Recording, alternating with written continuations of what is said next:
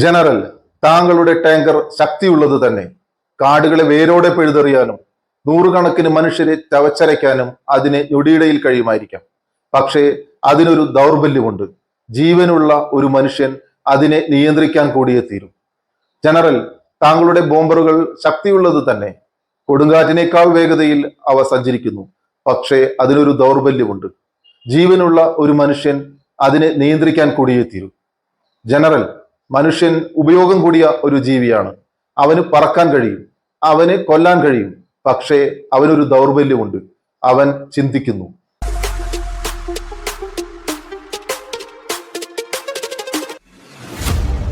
മനുഷ്യനെ പുഴുവായി കണ്ട അധികാരത്തിന്റെ ദുരമൂത്ത ഒരു ഭരണാധികാരിക്ക് മുന്നിൽ ഒരു കവി കണ്ട സ്വപ്നമായിരുന്നു. അത് മറ്റാരുമല്ല, 20-ാം നൂറ്റാണ്ടിലെ പ്രമുഖ കവിയും നാടകകൃത്തും സംവിധായകനുമായ ബെർട്ടോൾട്ട് ബ്രെത്ത്. 1933 May 10 Berlin.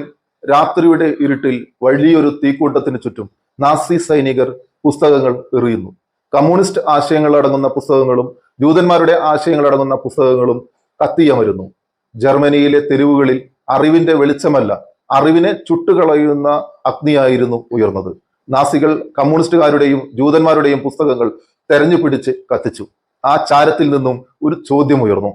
എന്റെ പുസ്തകങ്ങൾ എന്തുകൊണ്ട് നിങ്ങൾ കത്തിച്ചില്ല? ഈ ചോദ്യം ചോദിച്ചത് ബെർട്ടോൾട്ട് ബ്രെത്ത് ആയിരുന്നു. തന്റെ പുസ്തകങ്ങൾ കത്തിക്കാത്തതിൽ അദ്ദേഹം വേദനിച്ചു. കാരണം ഭരണകൂടത്തെ പേടിപ്പിക്കാത്ത എഴുത്തുകാരനാകാൻ അദ്ദേഹം ആഗ്രഹിച്ചിരുന്നില്ല. 1898 ജർമ്മനിയിലാണ് ബ്രെത്ത് ജനിച്ചത്. ഒന്നാം ലോക മഹായുദ്ധം നടക്കുമ്പോൾ മെഡിക്കൽ വിദ്യാർത്ഥിയായിരുന്ന ബ്രെത്ത് യുദ്ധത്തിന്റെ ക്രൂരതകൾ നേരിട്ട് കണ്ട് യുദ്ധം മനുഷ്യനെ എങ്ങനെ യന്ത്രമാക്കുന്നു എന്ന് അദ്ദേഹം മനസ്സിലാക്കി. യുദ്ധാനന്തരം അദ്ദേഹം മ്യൂണിക്കിലെയും ബെർലിനിലെയും നാടകവേദികളിൽ സജീവമായി. 1933 ഹിറ്റ്ലർ അധികാരത്തിൽ വന്നതോടെ കാര്യങ്ങൾ മാറി. ഒന്നാം ലോകമഹായുദ്ധത്തിലെ ജർമ്മനിയുടെ പരാജയം ഹിറ്റ്ലറെ വല്ലാതെ വേദനിപ്പിച്ചു.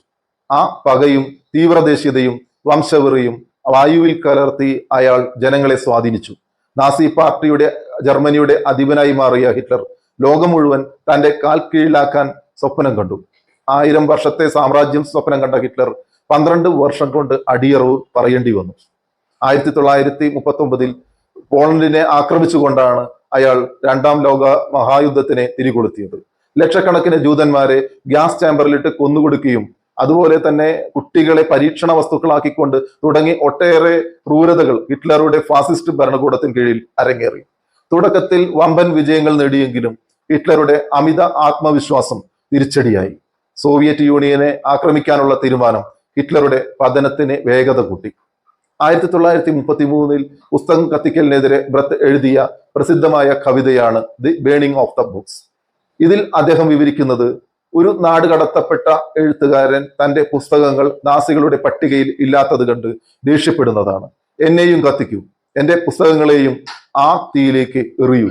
ഞാൻ സത്യമല്ലേ എഴുതിയത്? നിങ്ങൾ എന്തിനാണ് എന്നെ ഒഴിവാക്കി അപമാനിക്കുന്നത്? സത്യം പറയുന്നവനെ ഭരണകൂടം ഭയപ്പെടുന്നു എന്ന് അദ്ദേഹം വിശ്വസിച്ചു. 15 വർഷം അദ്ദേഹം നാട് കടത്തപ്പെട്ടവനായി വിവിധ രാജ്യങ്ങളിൽ അലഞ്ഞു. ആ അലച്ചിലിനിടയിലും അദ്ദേഹത്തിന്റെ മികച്ച നാടകങ്ങളായ mother courage, life of Galileo എന്നിവ രചിക്കപ്പെട്ടു. ബ്രെത്ത് നാടക ലോകത്ത് കൊണ്ടുവന്ന ഏറ്റവും വലിയ വിപ്ലവമാണ് എപ്പിക് തിയേറ്റർ. അതുവരെയുള്ള നാടകങ്ങൾ പ്രേക്ഷകർ കഥയിൽ ലയിപ്പിക്കാനാണ് ശ്രമിച്ചത്. എന്നാൽ ബ്രെത്ത് പറഞ്ഞത്, നാടകങ്ങൾ കാണുമ്പോൾ പ്രേക്ഷകർ കരയുകയല്ല, ചിന്തിക്കുകയാണ് വേണ്ടത്. അദ്ദേഹം ഇതിനായി അലീനേഷൻ എഫക്റ്റ് അഥവാ അകൽച്ച സിദ്ധാന്തം ഉപയോഗിച്ചു. നാടകത്തിലെ ഒരു രംഗം വൈകാരികമാകുമ്പോൾ പെട്ടെന്ന് നടൻ വേഷം അഴിച്ചുമാറ്റി പ്രേക്ഷകരോട് സംസാരിക്കുന്നു. ഇത് കാണികളെ ഒരു നാടകമാണെന്ന് ഓർമ്മിപ്പിക്കുന്നു. ഇതൊരു നാടകമാണ്, നിങ്ങൾ ഇതിൽ ലയിച്ചിരുന്നു പോകരുത്. മറിച്ച് സമൂഹത്തിലെ അനീതികളെ കുറിച്ച് ചിന്തിക്കണം. ലോകത്തെ മാറ്റിമറിക്കാൻ പ്രേക്ഷകനെ പ്രേരിപ്പിക്കുക എന്നതായിരുന്നു ബ്രെത്തിന്റെ നാടകങ്ങളുടെ ലക്ഷ്യം. കലം ലോകത്തെ പ്രതിഫലിപ്പിക്കാനുള്ള കണ്ണാടിയല്ല, മറിച്ച് അതിനെ രൂപപ്പെടുത്താനുള്ള ചുറ്റുകയാണെന്ന് അദ്ദേഹം വിശ്വസിച്ചു. 1933 ജർമ്മനിയിൽ അദ്ദേഹത്തിന്റെ നാടകങ്ങൾ നിരോധിക്കപ്പെട്ട ഹിറ്റ്ലർ എന്ന ഏകാധിപതിയുടെ കണ്ണിലെ കരടായിരുന്നു അദ്ദേഹം സാധാരണ മനുഷ്യന്റെ അടിച്ചമർത്തലുകൾക്കെതിരെയും ശക്തിയായി പ്രതിഷേധിച്ചു. ബ്രെത്ത് ഇന്ന് ജീവിച്ചിരിപ്പില്ലെങ്കിലും അധികാരികൾക്ക് നേരെ വിരൽ ചൂണ്ടുന്ന ഓരോ കലാരൂപത്തിലും അദ്ദേഹം ജീവിച്ചിരിക്കുന്നു. ഫാസിസത്തിനെതിരെയും അടിച്ചമർത്തലുകൾക്കെതിരെയും സംസാരിക്കാൻ ആഗ്രഹിക്കുന്ന ഏതൊരാൾക്കും ബ്രത്തിന്റെ നാടകങ്ങൾ ഇന്നും ഒരു പാഠപുസ്തകമാണ്.